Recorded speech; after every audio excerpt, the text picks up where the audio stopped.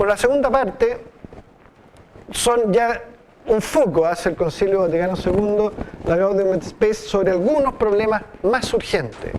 ¿Cuáles serían, ¿no es cierto? Ya esto es una visión como global, como fundamental, la primera, y luego en esta segunda parte, algunos de estos problemas más urgentes. El primero habla, ¿no es cierto?, de la dignidad del matrimonio y de la familia. O sea, ya se comprende acá que aquí hay un quiebre muy importante. Estamos hablando la década de los 60. Aquí hay un problema importante. ¿Qué está sucediendo? ¿Qué está pasando con el matrimonio y la familia? Luego otro problema importante, urgente, que le llaman, ¿no es cierto?, problemas más urgentes, es la promoción de las culturas. Se habla en plural, de las culturas. El reconocimiento, por tanto, de la diversidad cultural y el valor que ellas tienen desde el punto de vista del Evangelio y para la Iglesia y para su misión y su tarea. O sea, acá hay otro gran tema y un tema urgente. Tercer tema urgente habla de la vida económica y social.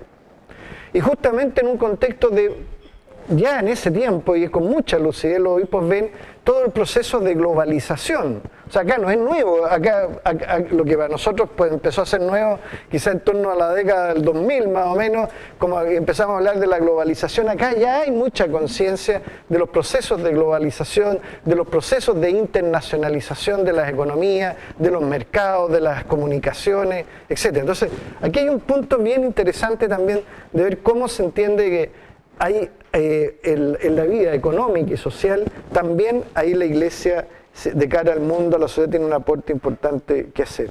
Luego el tema político, obviamente, cómo las comunidades sociales, los estados, se constituyen políticamente, cómo en ellas se ejerce el poder, cómo ese poder está al servicio o no de las personas, etc. Es un tema, obviamente, muy central e importante.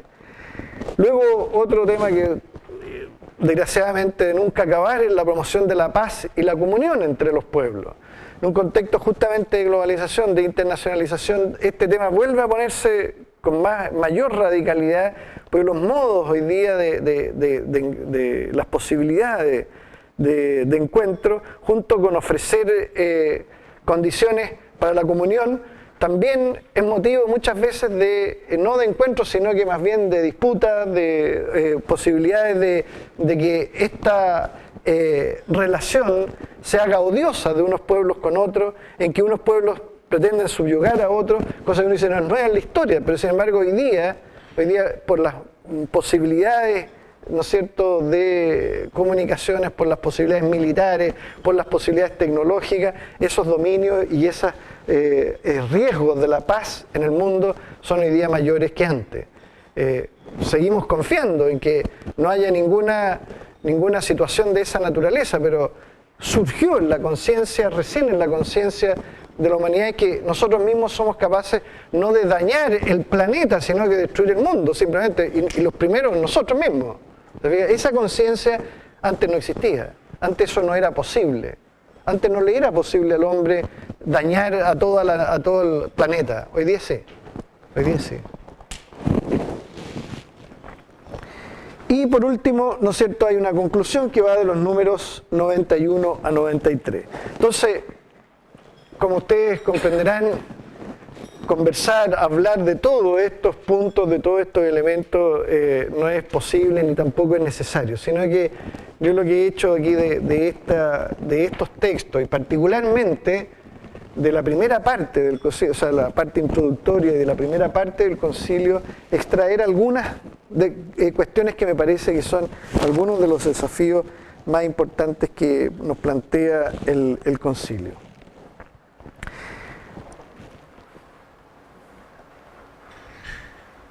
Bien, ¿cuáles serían estos principales desafíos? El primero de ellos ya tiene que ver con algo que conversábamos, que es la solidaridad con los hombres y mujeres de cada tiempo y lugar. Así parte, veíamos, ¿se recuerdan?, el primer número de la Gaudium et Spes. Los gozos y las esperanzas, las tristezas y angustias de los hombres de nuestro tiempo, especialmente de los más pobres, son las de los discípulos de Cristo. Eso es solidaridad. Solidaridad uno puede decir muchas cosas, tratar de definirlo de muchas maneras, pero ahí hay una hermosa definición de la solidaridad. Es decir, la solidaridad significa yo hago mío la esperanza, las alegrías, también las tristezas, las búsquedas del otro. Eso es solidaridad.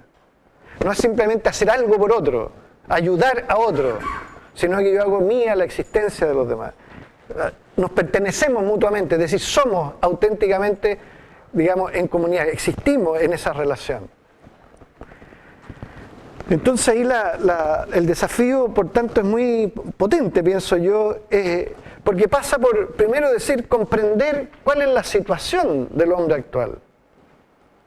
Cuando dicen los gozos, las esperanzas, las tristezas y las angustias, pero si yo no sé cuáles son esas cosas, con cómo yo me solidarizo, con qué me solidarizo, qué hago mío, ¿lo fijas?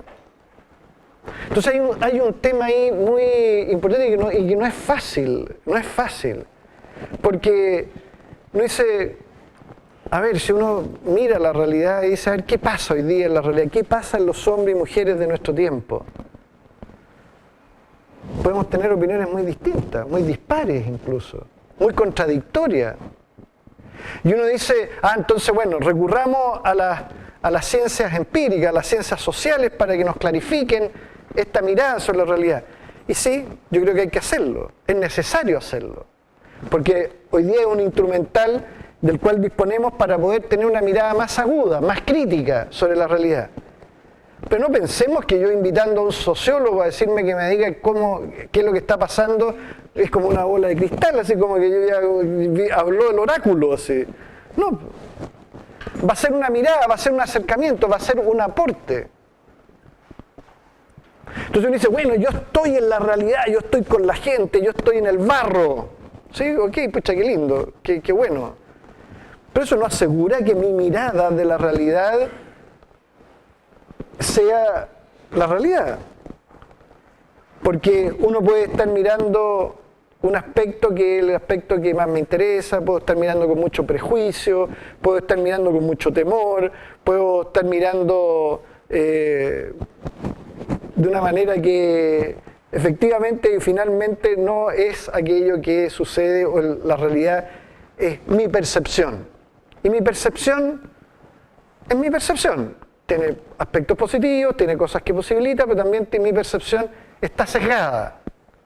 Entonces ninguno de nosotros tiene que tener, pienso yo, la idea de que tiene la mirada sobre la realidad. Lo que sucede, la situación de los hombres y mujeres de nuestro tiempo es una realidad que es compleja, que tiene muchas dimensiones, tiene muchos aspectos. Entonces, ¿cómo enriquecer esta mirada? ¿Cómo tener esa amplitud de mirada? ¿Cómo captar lo que es sustantivo, lo que es esencial? Hay hombres, mujeres que tienen una finura extraordinaria para hacerlo, ¿no es cierto? Y eso a veces uno lo ve en el arte, en la literatura, por ejemplo, de repente uno lee algo y dice, ¿cómo en un texto literario de repente alguien logra dar el sentido de un momento de la cultura? Lo puede en un estudio sociológico, lo puede en una pintura, en una música. Entonces, pero digo, yo quiero poner el desafío. Yo no tengo la solución, mire, esto hay que hacerlo así, sino que el desafío de comprender la realidad, comprender la situación. Si decimos que las tristezas y las angustias, las alegrías y las esperanzas de los hombres de nuestro tiempo son las de nuestras, bueno, ¿cuáles son esas tristezas y angustias, expectativas, esperanzas? Hay un tema, creo que, de comprensión, que tiene que ver con, más fundamentalmente en la Gaudium et Spes, son clásicos estos tres números que yo les sugiero leerlos, de la Gaudium et Spes, el número 4, el 11 y el 44, donde se habla propiamente de los signos de los tiempos. Que ya no es mirar, simplemente como estábamos diciendo, mirar la realidad, reconocer cuáles son los principales angustias, tristezas, las esperanzas, las alegrías de los hombres y mujeres de nuestro tiempo y particularmente de los más pobres, sino que preguntarse de qué manera en esos hechos nos interpela el Espíritu de Dios.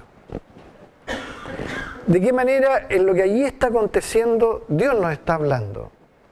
Eso es un signo de los tiempos, es un tema que justamente emerge y que pone el Concilio Vaticano II y particularmente Gaudium et Spes con mucha fuerza.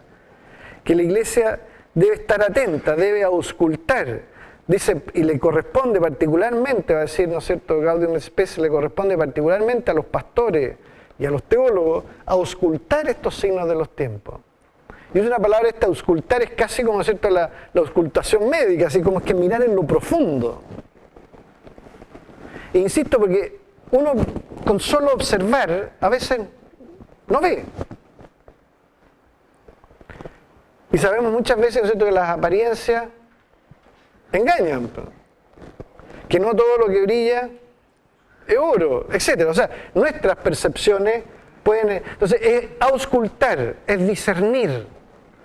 Discernir, hablábamos la vez anterior también, discernir tiene que ver viene el origen, tiene el origen un verbo griego que va a ser, ¿no es cierto?, pasar como una criba, pasar por un sedazo, es como, crineo, ¿cierto?, tiene que ver con crítica, con separar. Aquello, poder distinguir aquello que puede ser apariencia de aquello que realmente es. Esa capacidad de ver justamente, ¿no es cierto?, de discernir, de reconocer qué es lo verdadero, lo bello, ¿no es cierto?, en una situación en particular. Pero la solidaridad con los hombres en nuestro tiempo también tiene un foco muy particular y que, bueno, esto creo que no es necesario detenerse mucho en ello, pero sigue siendo muy importante, que es la solidaridad preferencial de la Iglesia con los pobres. Nosotros no nos situamos en la realidad, no nos situamos en el mundo en una actitud de un observador neutral, por decirlo de alguna manera. Sino nos situamos en un sentido teológico profundo, que es mirar la realidad particularmente de los pobres. Porque eso, digamos, está dado por la condición misma de ser discípulos de Cristo. Porque Él mismo se hizo pobre, porque Él mismo vivió entre los pobres. Es decir, la realidad de los pobres es una realidad, en esa preferencia de la Iglesia con los pobres, tiene su fundamento de nuevo en Cristo mismo. Es un fundamento teológico. No es porque los pobres sean mejor que los ricos, que nosotros decimos, bueno, miremos a los pobres, porque son más solidarios, son mejores, son más buenos. Porque entre los pobres hay bueno y malo.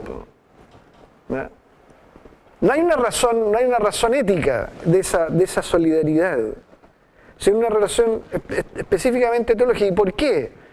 Porque Dios se compadece de quien sufre, Dios se compadece de quien es marginado, Dios se compadece y Dios está particularmente allí donde alguien está pisoteado en su dignidad, de las maneras más disímiles. A veces por razones económicas, otras veces por razones políticas, otras veces por razones sociales, por razones sexuales, por las razones que sean. Marginado, excluido, pisoteado. Es con ellos ha querido identificarse Cristo. Y por lo tanto, sus discípulos, sus seguidores, no pueden sino mirar la realidad, acercarse a la realidad desde esta solidaridad preferencial. Esto ya lo habrán discutido mil veces, esto no significa excluir a nadie, no, es la mirada hacia toda la realidad, pero no desde una actitud de neutralidad, de aquí como nosotros estamos por sobre el bien y el mal. No es neutralidad, hay una mirada desde una realidad específica. Entonces, y eso obviamente marca la mirada. Entonces, y eso de nuevo está puesto por la Gaudium et Spes desde el primer número, especialmente de los más pobres. Segundo desafío. El Evangelio de Jesús, antes quizás hay un verbo que a mí me parece que aparece bastante también en la Gaudium et Spes, que uno podría decir resume de alguna manera que tiene que ver esto también, que uno debería escuchar. La otra vez conversando en un curso, un alumno me decía que él quería hacer un trabajo porque uno de los trabajos del curso que quería hacer era pensar teológicamente, me decía él, sobre este hecho de que en Santiago, y bueno, acá me imagino lo mismo, las personas se suben a la micro, al bus, al metro, andan en la calle, todas enchufadas con algo acá en las orejas. Y andamos, parece, todos como medio enchufados con algo. Así. Entonces se pregunta, bueno, ¿qué escucha la gente? ¿O qué no escucha? O hay personas que se despiertan y prenden algo tienen que prender, la tele, la radio, tienen que escuchar algo. Pero pareciera que es un escuchar que no quiere escuchar en el fondo. O sea, más bien pareciera ser como que uno se pusiera tapones en lugar de querer escuchar el mundo, la vida, a Dios. Necesitamos ruido.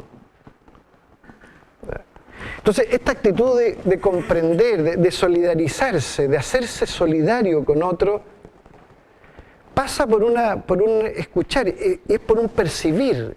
Y fíjense, en el Evangelio esto es muy fuerte, o sea, el oír, el ver, el tema de los sentidos. Aquellos que mirando no escuchan, o sea, mirando efectivamente no ven, oyendo no escuchan. Y es lo que nos pasa muchas veces en la calle, no sé si a usted, a mí me pasa que de repente uno va en la calle y no ve a nadie, bro. Y está lleno de gente, bro, pero no ve a nadie uno. No ve a nadie, va en otra.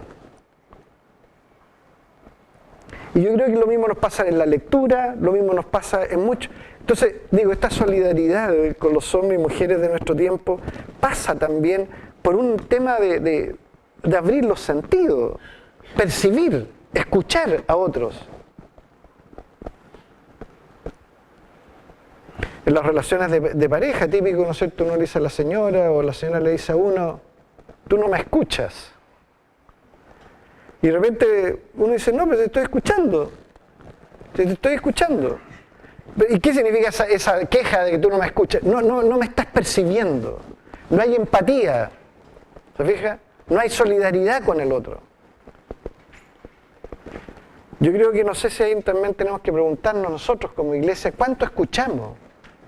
¿Cuánto estamos escuchando realmente al otro, a los otros? ¿O seguimos hablando nosotros? Nosotros enseñamos, nosotros hacemos nuestras enseñanzas. Siempre hablamos de nuestras enseñanzas. ¿Pero cuándo escuchamos?